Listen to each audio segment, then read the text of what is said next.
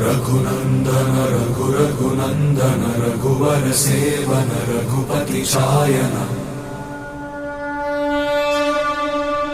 शतयोजन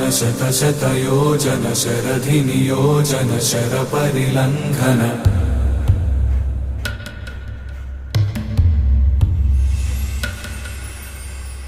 रघुनंदन रघुनंदन रघुवर सेवन रघुपति शायन शतयोजन शतयोजन शरधि नियोजन शर परिलंघन हरिभाजन हरिभाजन हरिमद भाजन दशमुख कंपन बड़वाकृत